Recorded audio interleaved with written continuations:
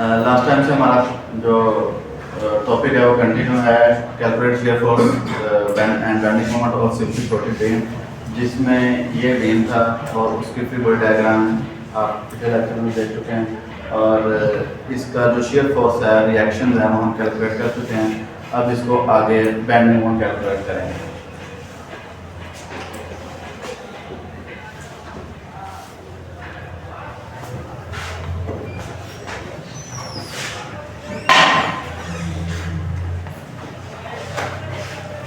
Bending moment at point A, मैंने आपको पहले बताया हुआ है कि मोमेंट जो है वो किसी भी फोर्स का मल्टीप्लिकेशन है उसके परपेंडिकुलर डिस्टेंस से।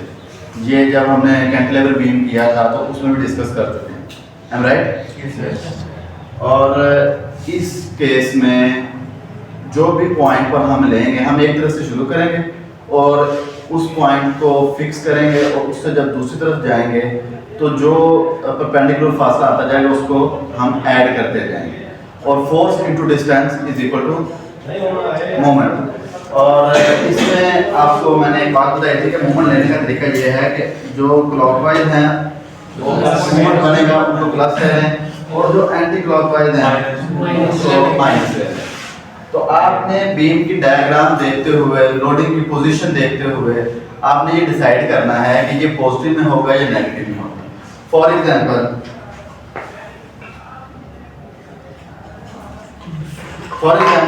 पॉइंट ए है, पॉइंट ए पर एक लग रही है अपवर्ड फोर्स और अगर ये बीम को टर्न करेगी, घुमाने की कोशिश करेगी तो ये क्या करेगी, इस तरफ को घुमाएगी, तो ये बीम को इस तरफ को घुमाने की कोशिश करेगी, इसलिए इसकी डायरेक्शन जो है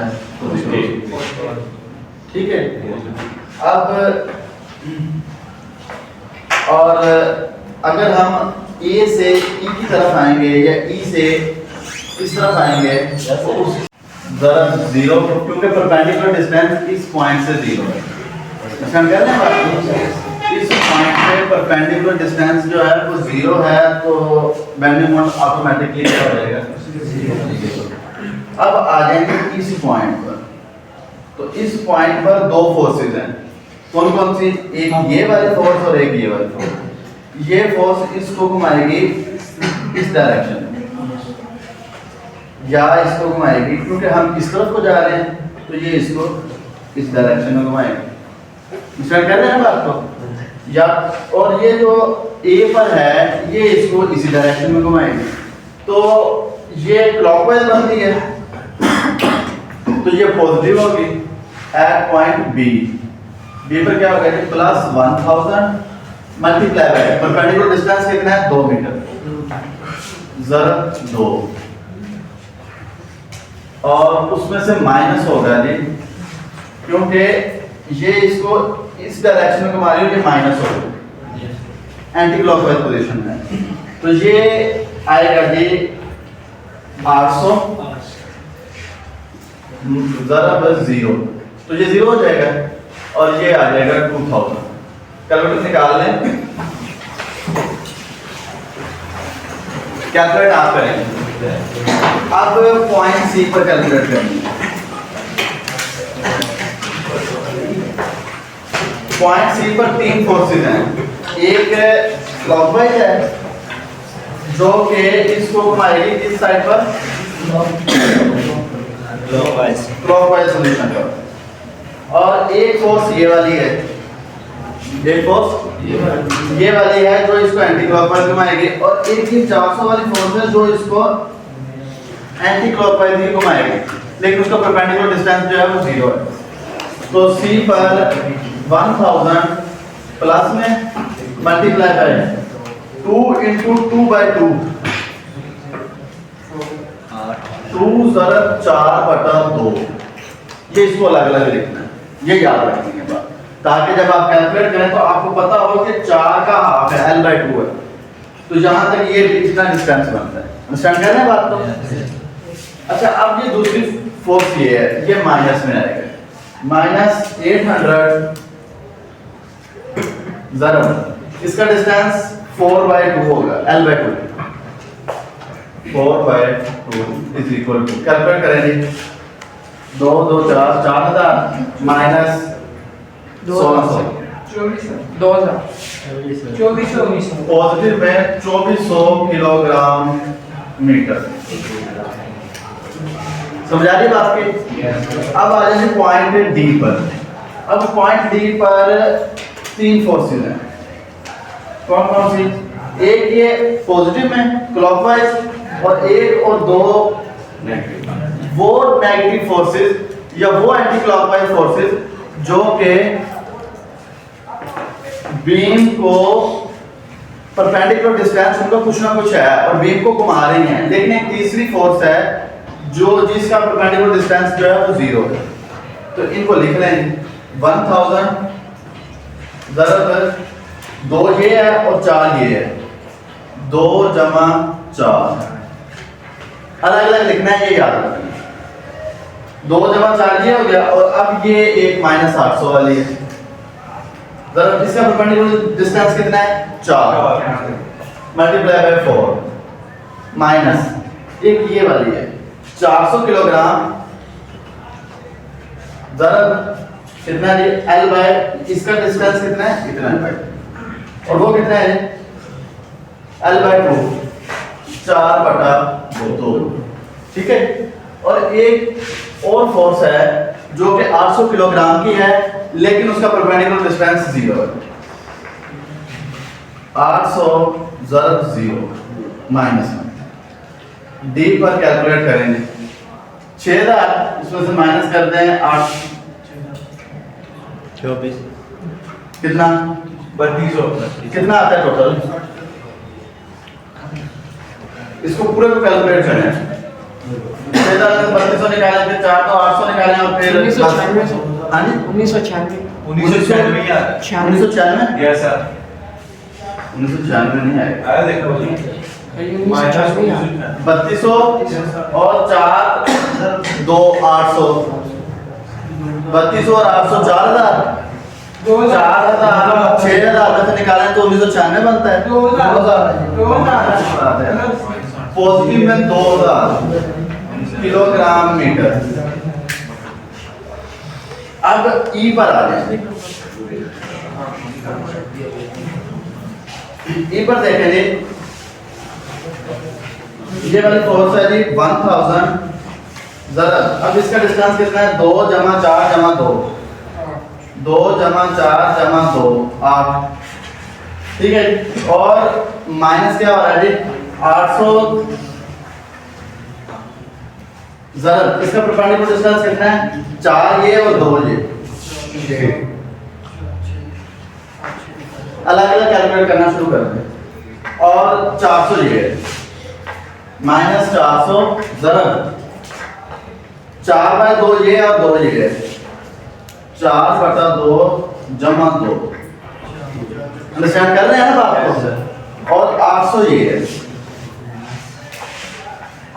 माइनस 800 ज़रब 2 ये वाला और एक ये पॉजिटिव में ही 1000 है लेकिन उसका परपेंडिकुलर डिस्टेंस जो है वो 0 है। ये वाला जो इसको दोबारा से ऊपर की तरफ उठा रही है। तो अब ई की जो बेंडिंग मोमेंट है वो कैलकुलेट करेंगे। 8000 माइनस 4800 तुम कैलकुलेट नहीं कर रहे जी? माइनस में नहीं आएगा। जीरो कैलकुलेट करो ना। 0 आता है। अगर 0 आता है तो आपकी ये सारी कैलकुलेशंस ठीक है। इसका आसान सा हल एक और भी है कि आप ये 8 2 1600 जमा 4 ज़रब 4 1600 16 और 16 3200 और 4800 को जमा कर लें। 3200 और 4800 जमा करें।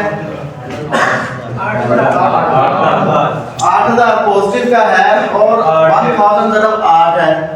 इसका मतलब है कि ये 0 है। और अगर simply supported beam in case of simply supported point A पर 0 हो कैलकुलेट करते जाएं और पॉइंट ई पर जीरो आ जाए वापस, तो आपका बीम जो है, आपके जो कैलकुलेशन है वो ठीक है। अब हमने क्या काम करना है, अब हमने शियर फोर्स और बेंडिंग मोमेंट की डायग्राम ड्रा करनी है।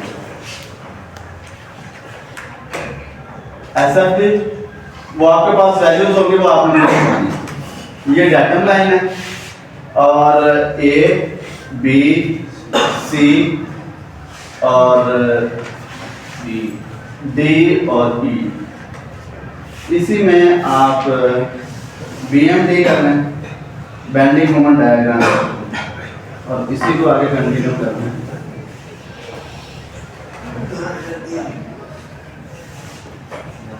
ये उसकी जरूरत लाइन रख लें,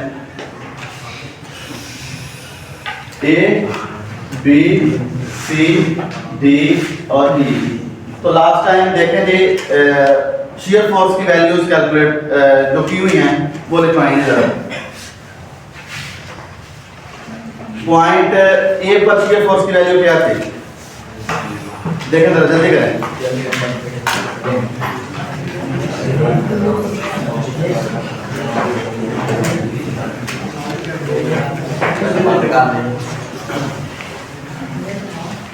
कटो देखिए, हाँ मैं ना करेंगे, जल्दी करो, नोट नहीं किया होगा इतनी, जल्दी करो, जल्दी जल्दी नोट किया करो लाभ। ये तो इन केस ऑफ इमरजेंसी है, आपको पता ही कुछ ना हो, चलो कोई फायदा नहीं, जल्दी करें जल्दी। पहली जो होगा नहीं, पहले तो 2000 नहीं हो सकती, 1000 किसे नहीं होगी ये रहिए, मेरी बात 1000 खुद लिखो 1000 है, 1000 पॉजिटिव है ना? यस सर, तो बी की 200, बी की 200 पॉजिटिव या नेगेटिव? पॉजिटिव किलोमीटर, पॉजिटिव 200, तो सी की नेगेटिव 200, सी की नेगेटिव 200, डी की नेगेटिव 1000, डी की नेगेटिव 1000, ई की 0। ये भी माइनस है, ये भी माइनस है, और ये 0, 2 माइनस में 2 प्लस में 1। अब देखेंगे, गौर कीजिएगा कि ये है हमारी डाटा लाइन। मैंने आपको पहले बताया था कि इसके ऊपर 1 2 3 होगा और -1 -2 -4, बताइए ना पहले बात। अब आपको जो पहले लेक्चर में बताया था कि डायग्राम किस तरह बनानी है, बीम और उसकी लोडिंग देखते हो। In case of simply spotted, अगर पॉइंट लोड हो, यानी ये पॉइंट लोड है, दरम्यान में जगह खाली है, तो ये आएगा जी कांस्टेंट, ठीक है। अब बीम के दरम्यान है यूडीएल, और इनकी जो लाइन होगी शियर फोर्स की लाइन, वो क्या होगी, तिरछी लाइन, यानी इससे इस पॉइंट तक ये आएगा जी माइनस, ठीक है। और अब आगे फिर सी और डी के दरमियान यूडीएल है, फिर तिरछी लाइन होगी, और उसके बाद फिर ये सीधी जाएगी और वो आगे, ठीक है, अंडरस्टैंड कर गए?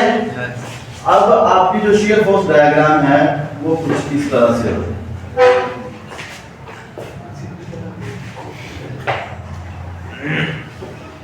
इसको भी आप चेक कर सकते हैं। सिंपली सपोर्टेड बीम के केस में शियर फोर्स मैक्सिमम होगी सपोर्ट पर, दरमियान में किसी पॉइंट पर मिनिमम या 0 होगी, और फिर दूसरी सपोर्ट पर भी मैक्सिमम होगी, यानी 1000 इस तरफ है, 1000 इस तरफ है, तो दरमियान में कहीं पर 0 है।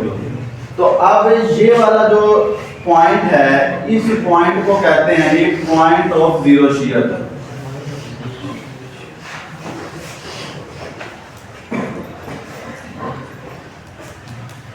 ये हम नेक्स्ट सीखेंगे कि इसको कैलकुलेट कैसे करना है। ये है दी x डिस्टेंस, और इस पॉइंट को कैलकुलेट करना है। अब आ जाएगी बेंडिंग मोमेंट। बेंडिंग मोमेंट की वैल्यू इस वक्त हमारे पास मौजूद है। बेंडिंग मोमेंट में पॉइंट ए पर 0 है, ए बी सी डी और ई। ए पर कितना है जी? 0 और बी पर कितना है? 2000। पॉजिटिव में 2000। हाँ जी। और सी पर पॉजिटिव 2400 थोड़ा तो। और डी पर पॉजिटिव 2000 इसका बिल्कुल। और ई पर फिर अब पहले लेक्चर को अगर याद करें तो पॉइंट ए और बी के दरमियान अगर इधर कांस्टेंट लाइन लगी है तो उसका उलट हो जाएगा, क्या होगा कि इंक्लाइन लाइन, तिरछी लाइन इस तरह। और अगर यहाँ पर इंक्लाइन लाइन है इसका उलट हो जाएगा पैराबोलिक कर्व लगे। तो इसके दरमियान पैराबोलिक कर्व, इधर भी यूडीएल है, यूडीएल है और इधर इंक्लाइन लाइन है डी। पॉइंट सी और डी के दरमियान इंक्लाइन लाइन है तो इनमें भी पैराबोलिक कर्व आएगा। और इसी तरह पॉइंट डी और ई के दरमियान अगर यहाँ पर पॉइंट लोड है और शियर फोर्स में यहाँ पर प्लेन लाइन लगी हुई है, हॉरिजॉन्टल लाइन है, तो उसको हम करेंगे इसका उलट, रेसिप्रोकल है, एक दूसरे की सोतन समझ लें आप, शियर फोर्स और बेंडिंग मोमेंट। ठीक है, तो ये आएगी लाइन फिर यहाँ पर सीधी। और इस तरह आपकी जो डायग्राम है बेंडिंग मोमेंट की वो कुछ इस तरह की होगी। ठीक है, 2000 2400 2000 और 0 प्लस ऐड कर गए। अच्छा, अब पॉइंट ऑफ जीरो शियर की तरह एक और पॉइंट होता है पॉइंट ऑफ कॉन्ट्रा फ्लैक्चर। अगर बेंडिंग मोमेंट पॉजिटिव से नेगेटिव और नेगेटिव से पॉजिटिव में जा रहा हो या प्लस में माइनस और चेंज कर रहा हो अपनी पोजीशन, तो उस पॉइंट को कैलकुलेट करने के लिए जो तरीकाकार इस्तेमाल होता है उसको कहते हैं पॉइंट ऑफ कॉन्ट्रा फ्लैक्चर। तो पॉइंट ऑफ जीरो शियर और पॉइंट ऑफ कॉन्ट्रा फ्लैक्चर ये आएंगे तो हम इनको इकट्ठा कैलकुलेट कर लेंगे। अब इसको नोट करना